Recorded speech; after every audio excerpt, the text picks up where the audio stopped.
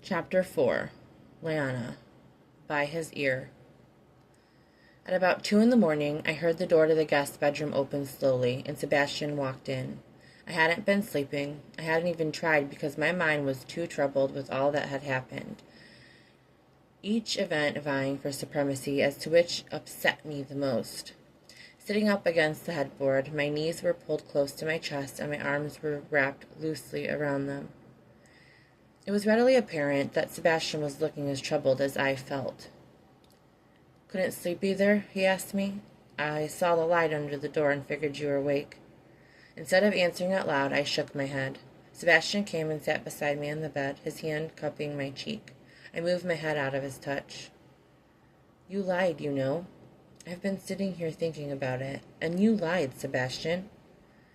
"What do you think I lied about?" "You said that you told me every time you had a business dinner, but you didn't because I didn't know you were out tonight." "I forgot to call tonight because it was so last minute. That's all, Layana. We were with the lawyers all fucking day, finalizing details, going through rounds of changes, and we finally signed the deal after 5:30. Renee suggested we all go out to celebrate the deal, and I said sure, and then the lawyers both declined and said they couldn't make it. You should have texted me, but you didn't." "I should have. You're right, and I'm sorry about that." The four of us walked out to the parking lot, and then before I even got in my car, Patrick called to talk about the deal and some ideas he had for next week, and I was on the phone with him until I walked into the restaurant. At that point, I just turned my phone to silent and put it in my pocket. It was a thoughtless habit, Layana, and it was wrong of me, but there was nothing deliberate or deceitful about it.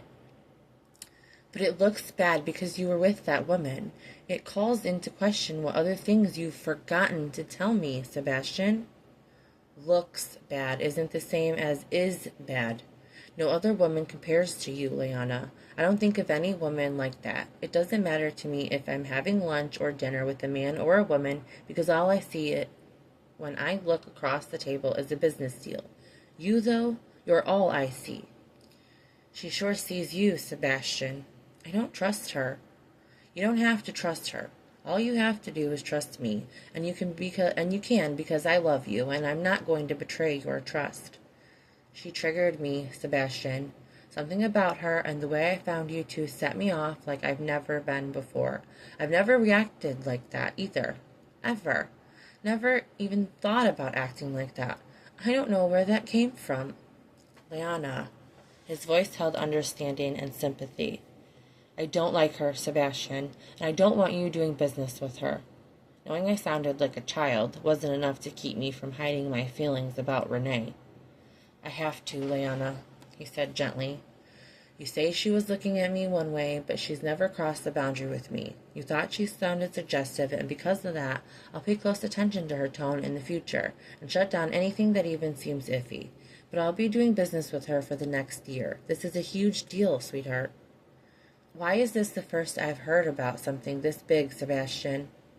"Because I've been disappointed in the past year with big deals falling through, especially with Renee, and I didn't want to get your hopes up for this one until it was going to be signed. I've been playing it close to my chest so I could surprise you. This is the start of bigger things, Layana.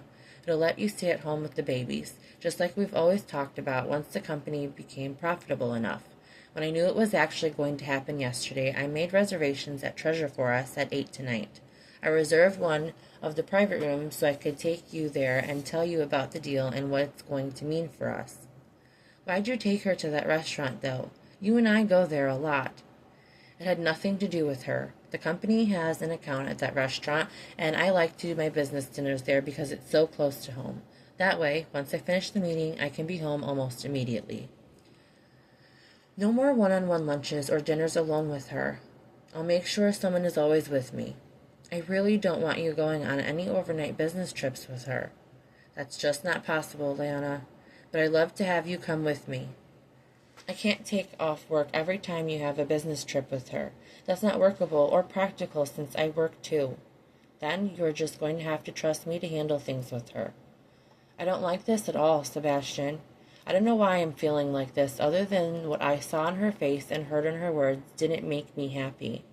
I sighed and got off the bed. Well, since sleep isn't going to happen any time soon, we should go clean up the mess downstairs. I already cleaned it, he told me. Cleaned the kitchen walls, did the dishes, mopped the floor, cleaned up the broken light bulb in the living room. The lamp still works somehow. Tomorrow, well, today actually, I'll patch the hole in the wall I made. Looking up at Sebastian, even though his face was sincere, even though his explanations made sense, I still felt like I needed to remind him of what I needed from him. Don't ever forget to let me know your plans again. I didn't like being surprised the way I was tonight. Never again, Layana. We went out that night to Treasure and had a beautiful, romantic evening. Over the next couple of weeks, Sebastian went out of his way to reassure me, to put me at ease. He met Renee only in the office with other key players present, and if he had any business dinners with other people, his phone was on if I needed him. But as their overtrip night loomed closer, I got more and more uneasy. Even though Sebastian was taking his sales director with him on the trip, I was still uncomfortable. I alternated between feeling ragey and weepy and couldn't figure out why I couldn't get a handle on my emotions. And then, 4 days before their overnight trip, Sebastian came home with lipstick by his ear.